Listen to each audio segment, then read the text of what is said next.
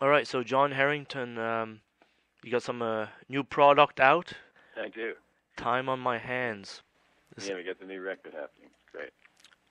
how's it working in a studio these days? And releasing music in 2012, 2013.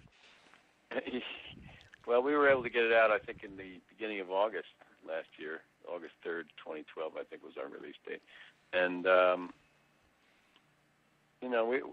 basically we're selling the record online on my website, mostly in the store. And we sell it on gigs when we're out there playing. And we sell it on CD Baby, on Amazon.com, on iTunes.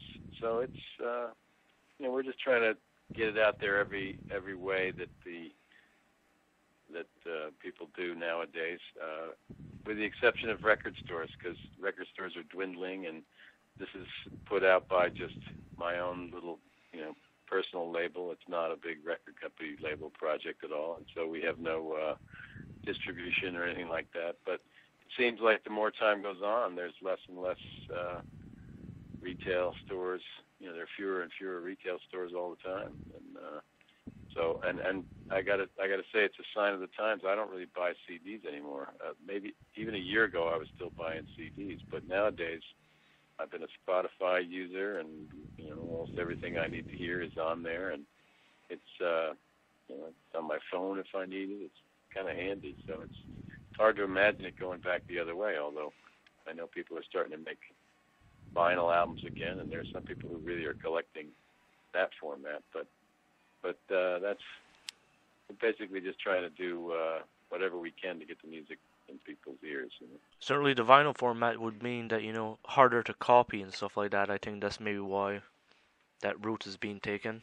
I'm not sure. I mean, you can certainly just play a record and digitize it that way, and you got an easy MP3 to listen to or whatever. But I mean, everything's easy to copy now, it seems. But the vinyl format, it's nostalgic. It's a big package, and some people like that. I mean, I remember loving records which had the big album covers, because those were such great canvases for art. The album art was a big deal back then, and now it seems like because the CD is so much smaller, Right. the art doesn't really shout out at you all that often. It's just there. It's not quite as powerful because it's a smaller medium. But there's some people who really like the sound of vinyl still, and but it's a niche market, and I don't think it'll ever be more than that. It's just too easy.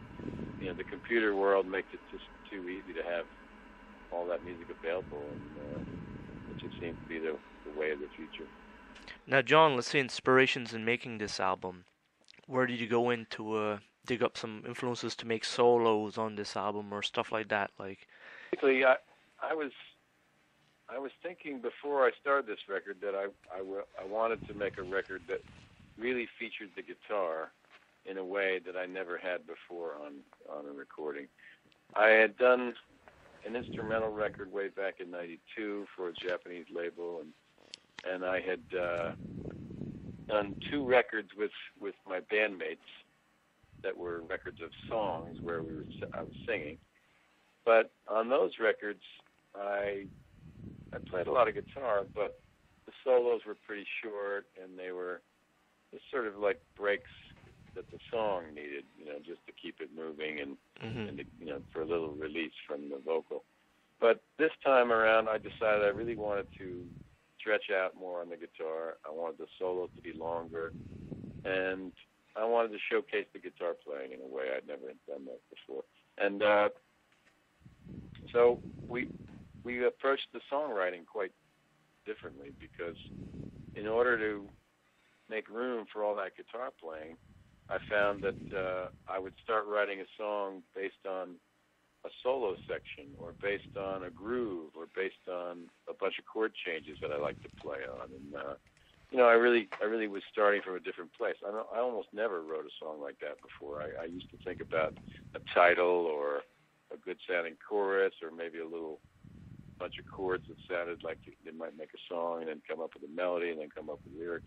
But this time, a lot of these songs started out just as like, well, okay, what would be a good vehicle for me to solo on? And then we had to flesh the song out around that. You know, that was the bare bones was a structure based on the soloing. So that was a very different way to do it. And it turned out I needed to write a very different way just to make the songs sound right.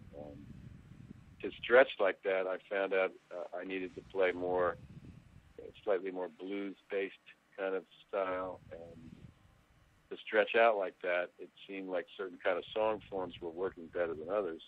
So that kind of dictated the path for the songwriting. And well, the danger, I think, when you're doing it that way is that the song sounds like it's not as important as the guitar playing. But we worked very hard to make sure that the character of the songs and the sound of the lyrics both fit with the solo and the vibe of the track, but also, you know, stood on its own as a song. You know, like I wanted to make sure that we weren't compromising the quality of the songwriting just to sort of accommodate the guitar playing. So and it took a while because it wasn't as natural that way. But I think we did a good job, and from the response, I think we did fine that way because people are enjoying the songs as well as the guitar playing. And John, how was this album recorded? Well, we went up to a friend of mine's studio up in Western Massachusetts. It's a place called Pilot Recording Studios, and we were just trying to record a trio, guitar, bass, and drums, just the guys in my live band, and we were going to overdub everything else that we needed to add later, which in some cases wasn't very much. We just needed to add a keyboard part or something like that. But mostly, we did all the rhythm tracking with just the three of us, and we did them at my friend Will Schillinger's studio. And once we had the rhythm tracks, we had enough time left over so I could do some singing. I did most of the lead vocals there. I did some guitar solos there, and we did some background vocals there. And then I took the project home to my Soho-based, home. Well, not really home. It's a little studio I share with a buddy, and it's just in a basement. And it's kind of like a home studio, but it's not my home. And I did a lot more, guitar parts there. Did some keyboard overdubs. Actually, we did the keyboard overdubs at 3 different places because I just sent the files to the 2 keyboard players. And then to record Donald Fagen on a couple tracks, we went to the famous Electric Lady Studios in New York City, where Hendrix used to record. Awesome. To add that. So, but most of the work was done, the rhythm tracking at Pilot and the overdubbing at my studio. And all this made this product possible. And then mastering, was it basically done some sort of mastering studio, would you say?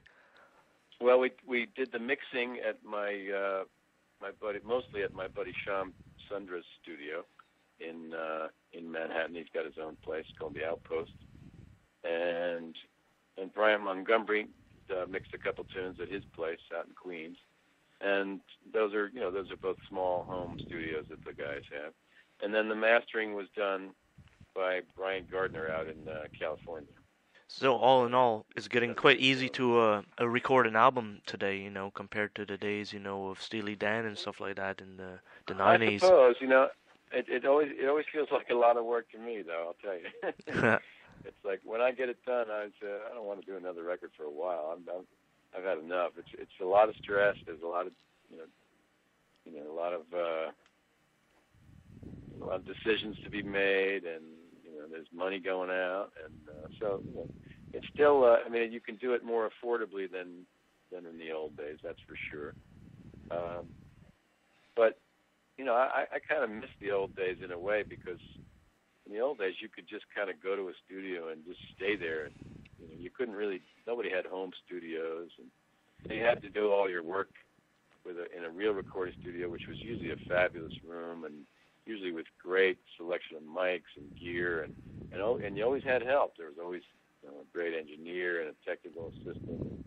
Now you end up doing it all yourself, and that's a lot harder to me. I would love to be able to do it with like the old days, but but it just costs so much that I can't afford it. So we're trying to do these on a budget, and it takes us a while to sell enough records to recoup. So good to keep the cost down and the best we can. And we try to make a quality record, but it takes a lot of work to make sure that you're doing it you're doing work at a high quality when you're not using established great services like a great recording studio. If we could have done the whole record at a great studio, I would love that. But so far we don't have that kind of budget for these projects. So we do the best we can. And 2013, what are we going to see? Well, so far we got a month's worth of gigs with my band. We're doing shows all over the New York, New Jersey, Connecticut, New York State area, and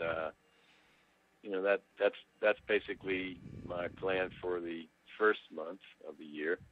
After that, it looks like I'll be doing a little bit of work with Madeline Peru on the road. She's got some work in the Midwest coming up in the spring, and about a month in Europe we're going to do. Then I'm not really sure. We're going to try to book my band a little bit more. I think maybe from the middle of May to the middle of June. It looks like there's going to be a window of time where we can do some more gigs with my band. So, but things are trickling in, and I'm hoping that it'll be a busy year, both for my band and also for my side band work, because I've been doing that quite a lot, and been 12 years since I've been doing the Steely Dan gig, and we've done 2 big Dukes of September years so far, 2010 and 2012. So we're waiting to hear whether there's what's going to happen for the summer, but I'm hoping there'll be some work, and we'll see what happens. Well, excellent stuff. I appreciate you taking time and promoting your album, which of course you want to promote, I'm sure. And yeah, I would love it if people get a listen and check it out, and if they enjoy it, come out to hear the band. So it's fun to do that too. So. Well, excellent stuff. Time on My Hands. The great sounding product you got. Well, thank you. I appreciate it, Jason. Thank you for the time.